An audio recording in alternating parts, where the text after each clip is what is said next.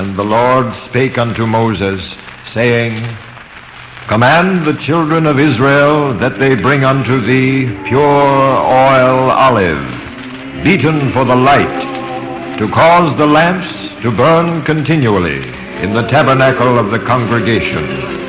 And it shall be a statute forever in your generations.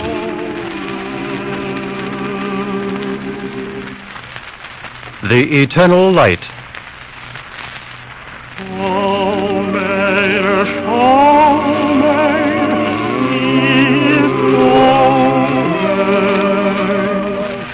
The National Broadcasting Company and its affiliated independent stations present The Eternal Light, a new series of programs offered as a public service.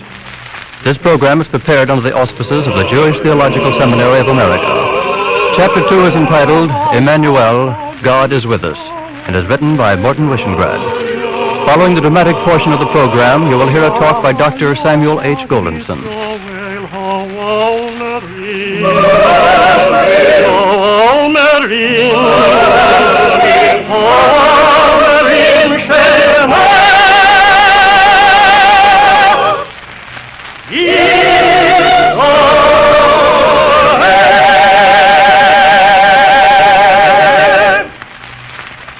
"100 years ago, 38 Jewish immigrants met on New York's Lower East Side to found the Temple of God. This is the story of one of those 38, one who fled the Black Night of German persecution in the first half of the 19th century. We dedicate his story to 6 young men of Temple Emmanuel who in this first half of the 20th century have given their lives in the struggle against German fascism. Major Albert Wertheim. Lieutenant Richard H. Seligman, United States Navy. Lieutenant Gilbert H. Seidenberg. Lieutenant Alan J. Bamberger. Flight Officer Robert J. Weiss. Lieutenant Peter H. Lehman.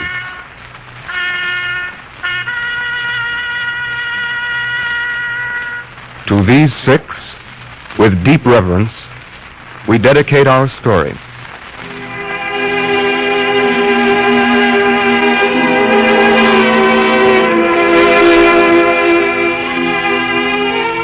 Fronting the Northern Ocean, there is a place near Nordenham where the river Weser spills into the sea.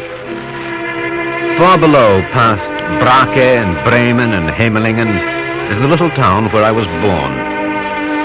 Not much of a town, you'll say, yet large enough for 3 millers to make their flour and 2 brewers to steep their malt, and a few hundred Jews to be enclosed in a ghetto. It was there I was born, and there my father named me Daniel after his father, and there I spent my boyhood. An uneventful boyhood. An uneventful boyhood until one day when my father came home. Ezra, is that you? Rachel, Just in time for potato pudding. I don't want any. You're not sick, are you? Rachel, the armies of Napoleon are in Germany. Your potato pudding will get cold, Ezra. Rachel, I said Napoleon. The way you carry on, someone might think the Messiah has come. Rachel, try to understand. The French Revolution has come to Germany. The ghetto walls are broken. The whole world is open to us. I can tear off this badge. I can walk freely on a road. I can do anything. Get excited, Ezra. It makes you sick to your stomach. I'm not sick to my stomach. Then why don't you eat your potato pudding? Oh, Rachel, your brain has turned to potato pudding. Listen, from now on, everything will be different. Different for you and for me and for our children. Different for our people. Rachel, a new world's begun.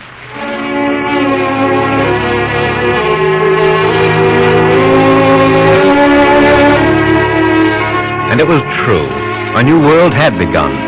It was as though the Messiah had come to the ghetto and broken the walls and said, "See, my children, the grass is fresh and green, and there beyond grows a flower. It grows also for you." This is how it seemed to us. And this is how it must have seemed to all the Jews of Europe, liberated by the armies of the French Revolution. It was a happy time, and for my father and mother there was even greater cause for happiness. She's a fine little girl, Rachel. Your hand under her head more, Ezra. Am I holding her right? Yes, that's better. You know, I think she's not ugly. Oh, I'm glad. It's a good sign. Is it? I think so. And she's born at a good time, Ezra. Thank God she'll never see a ghetto wall. I thought of that every moment, Ezra. And it eased the pain. Oh, Ezra, now it's good to be alive. Good to be alive and to be a Jew and to live in Germany.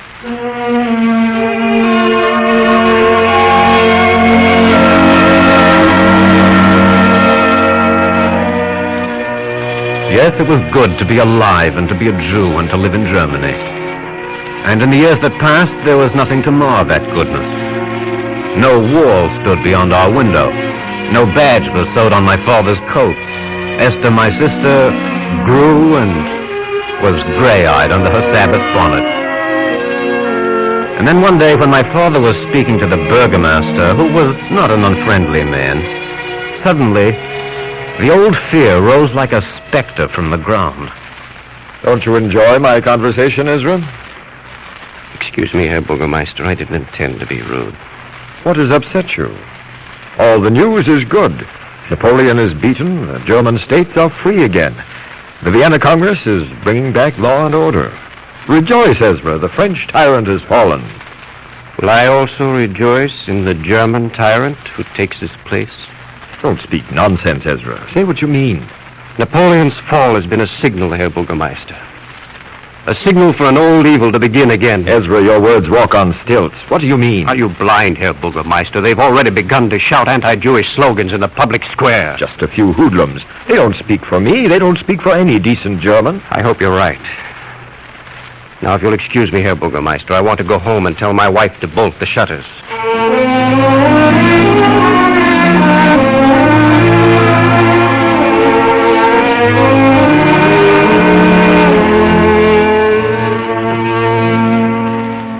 All right, Ezra, we'll keep indoors. It's best, Rachel. Daniel, you'll stay close to Esther. Yes, Father. Now, let's go to bed. Father, do you know Latin? What's that, Daniel? At school, the older boys keep yelling, Hierosolima est paradita. Don't trouble your father, Daniel. Go to bed. It's all right, Rachel. So that's what the boys are yelling, Daniel? Yes, Father. It means Jerusalem is destroyed. Why do they say it to me? I'm a German. You're also a Jew, Daniel. Is that a crime, Father? Yes, Daniel. In Germany, it's a crime. I'll go to bed.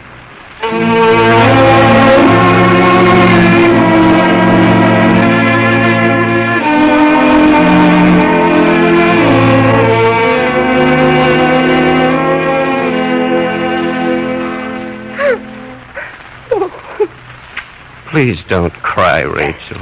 All right, Ezra. I won't cry anymore. It's hardest on you, isn't it? No, Ezra. I can bear it. I think I can bear anything for myself, and I can bear it for you and for Daniel. But not for Esther, not for the little one. No. Today she was walking on a footpath. A little girl in a bonnet. Just walking. They told her to walk in the gutter. That's law and order, Rachel. They were civic-minded. Yes, henceforth, Jews may not walk on the footpath. Even very small Jews. But how does she offend them, Ezra? She's still a baby. I don't know, Rachel. I don't know anything anymore. Bend thy head a moment, Ezra, till the storm is past. No bending, Rachel. No bending, no bowing, no cringing. Where are you going? The only place I can go. A man can't stand alone, Rachel, not in this world. I'm going to take my place with the others. Rachel, I'm going to the synagogue.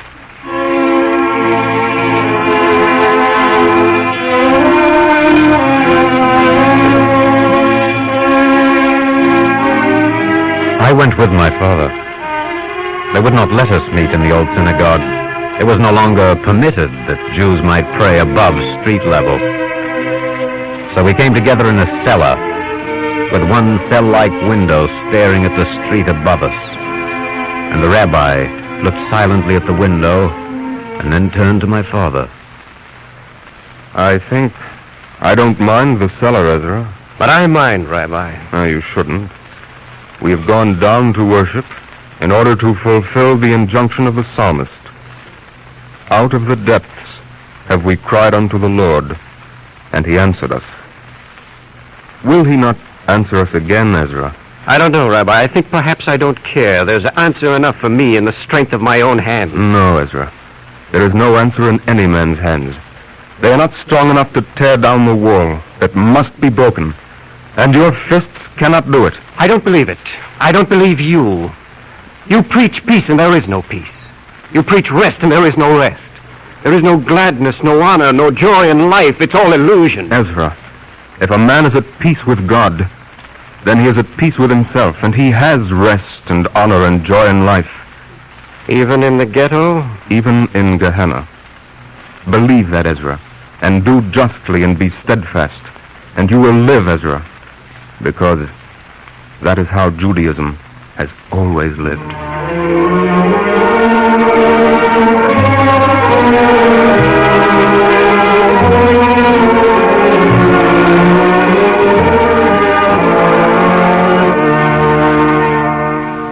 There's nothing I can do for you, Ezra. You misunderstand. I want nothing for myself, Herr Burgermeister. I ask for all of us. If I can do nothing for you, I can do even less for them. That isn't true, Herr Burgermeister. Perhaps you can't take the badge from my sleeve, but there are other humiliations. You don't know what you're asking. I'm asking you to save us from further degradation. My hands are tied, Ezra. I see. I'm sorry, Ezra. All right. Listen, my friend, don't you think I understand? But I'm a public servant. I can't defend you. I don't ask anyone to defend us. What then? I ask for someone, anyone, you or the priest or the miller or any villager, anyone, any decent, civilized German. I ask him to say, people, what you do against the Jew is wrong. What you do against the Jew is monstrous and unchristian. That's all I ask. It wouldn't help, Ezra. It would. It would help very much to have faith again. Even faith in you, Herr Burgermeister. Suppose I told you that I'm terribly sorry for you, yes, and for your people. Your actions speak so loud I can't hear what you say. That's unfair, Ezra. You know I'm a tolerant man. You know I tolerate your religion. What do you mean you tolerate? Who gives you the right to tolerate or not to tolerate? I don't like your tone, Ezra. I'm sorry. But I don't like to be condescended to. I didn't come for tolerance. I came as a German citizen, and I asked for ordinary human rights. There's no point in discussing this anymore. You'll lose your temper, I'll lose my temper, and I'm a reasonable man.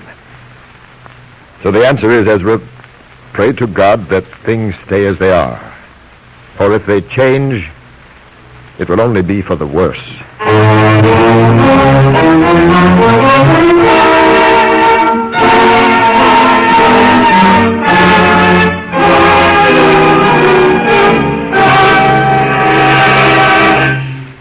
Ezra, don't be distressed. We'll come out of this. Somehow we always do. Do you know something, Rachel? You're not even listening. I can't abide it anymore. What? What can't you abide? Germany, it seems corrupt to the very marrow of the bone. It's where you were born, Ezra. It's not where I'll die, Rachel. Oh, Ezra, no. Rachel, please don't cry. You're going to America, aren't you? There's no alternative. No. No, there's no alternative. You're going alone, aren't you? There's money enough for only one passage. You know that. Oh, it's too much, Ezra, more than I can bear. Don't cry, Rachel. If you want me to, I'll stay. Please don't cry. That's why I'm crying. Because you mustn't stay. Because our hope is for you to go. And for you to send for us. That's all the hope we have left. God bless you, Rachel. The rabbi has promised to look after you. I'll send for you soon. Oh, Ezra. Believe me, Rachel, it will be soon.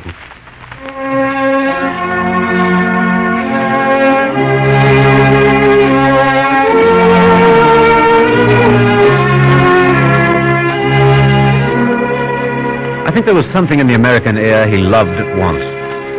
Something with space and cleanliness in it. And he wrote us letters filled with pride in the new land. And he sent for us with pride.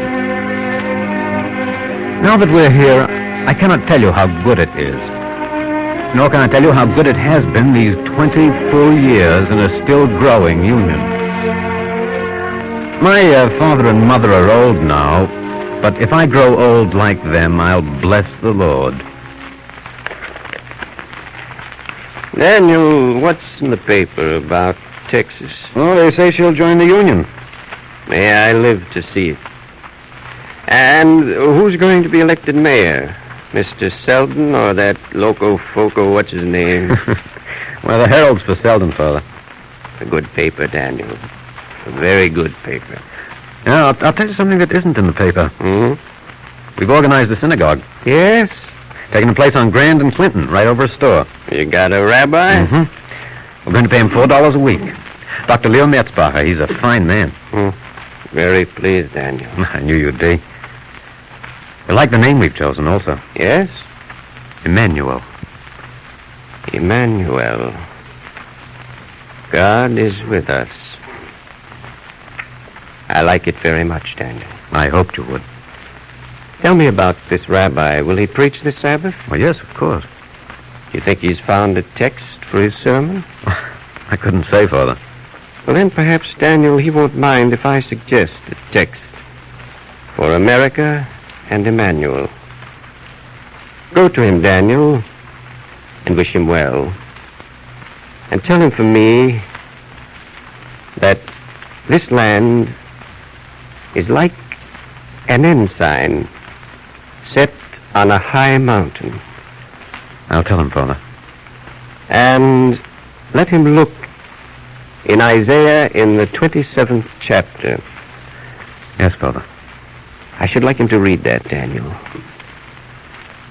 And they shall come that were lost in the land of Assyria, and they that were dispersed in the land of Egypt, and they shall worship the Lord.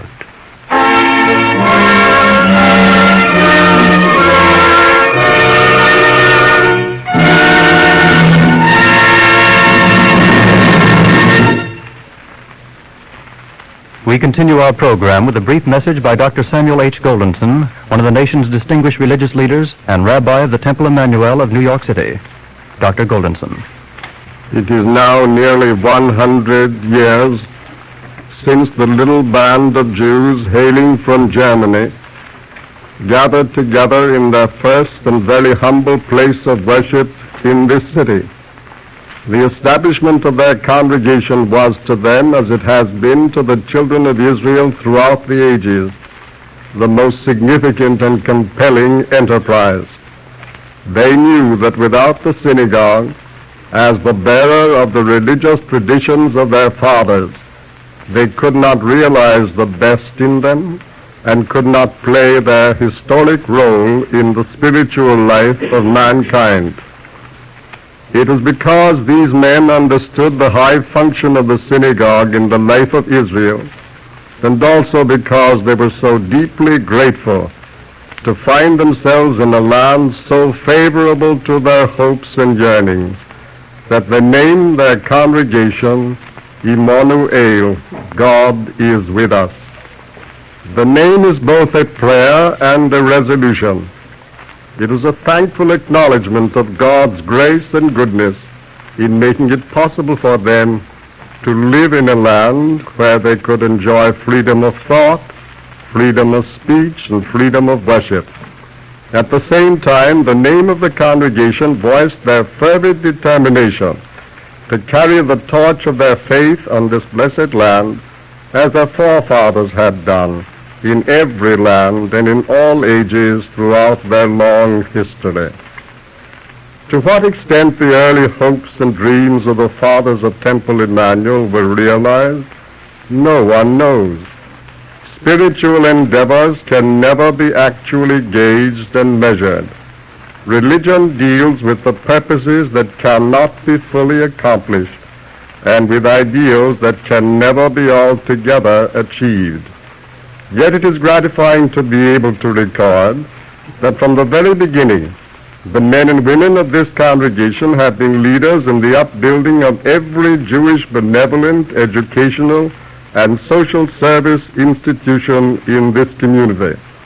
Our hospitals, orphan asylums, homes for the aged, relief agencies, cultural centers, and religious schools were all of them, almost without exception, sponsored, supported, and maintained in great part by the men and women of Congregation Emmanuel. Nor did our people give themselves wholly and exclusively to Jewish social and cultural endeavors. Among our members will be found numberless persons who have given of their thought, energy, and substance to the furtherance of every high cause in the life of the community and the nation. These patriotic services and humane contributions to the well-being of our fellow Jews and of our neighbors are not a chance, an accidental expression of the generous instincts of the members of Temple Emmanuel. They are rather the direct outgrowth and traditional exemplification of the teachings of the synagogue. Judaism has always insisted that doctrine and deed must go together. It is of the very essence of the religion of Israel that the thought of God and the contemplation of the moral law should issue in right conduct and beneficent behavior. Indeed, the third commandment enjoins that no one shall take the name of the Lord in vain, that is, in such a way as not to make it count for good amid the actualities of life. It is with joy and thankfulness, therefore, that we approach the 100th anniversary of Temple Emmanuel, for we hope and believe that its members will, in the future, give themselves to all manner of good works as they have done in the past. Thus will they maintain the congregation as an exemplar of the faith of Israel and a force for good in our midst. Thank you, Dr. Goldenson. Vishamru, a selection from the musical literature of Temple Emmanuel, will now be sung by cantor David Putterman and the choir.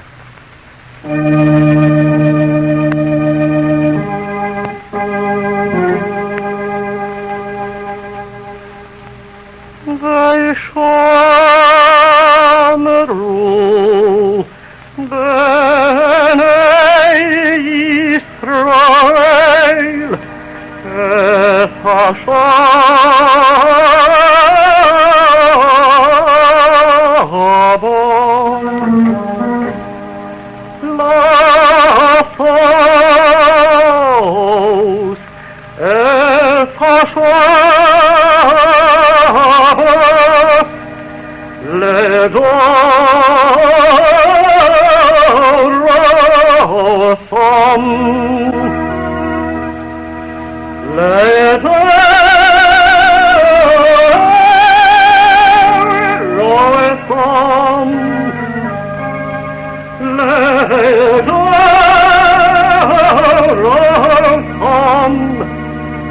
Lasos,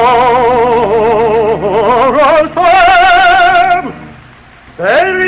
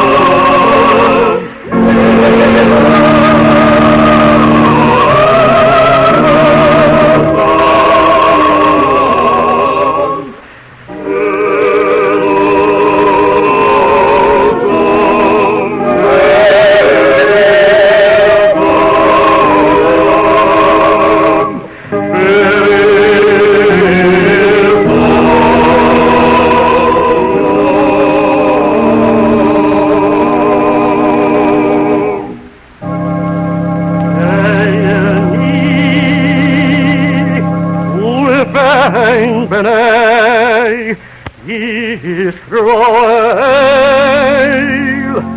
all sehi le'olam.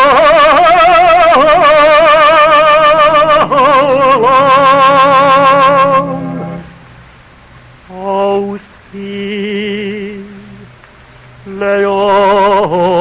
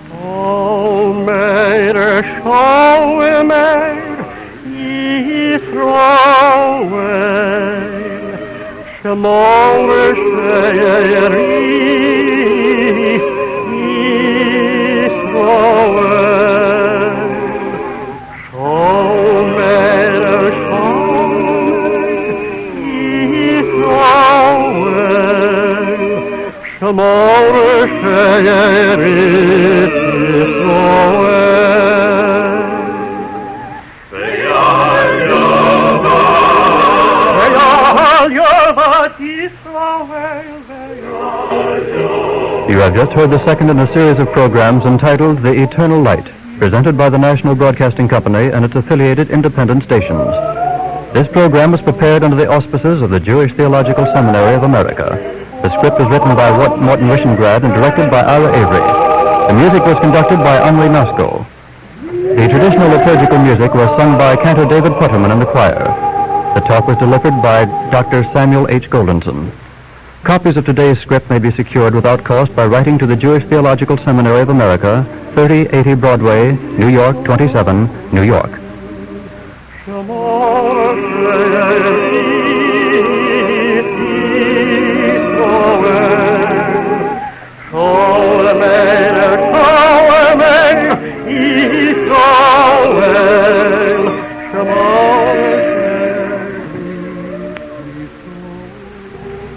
This program came to you from New York City.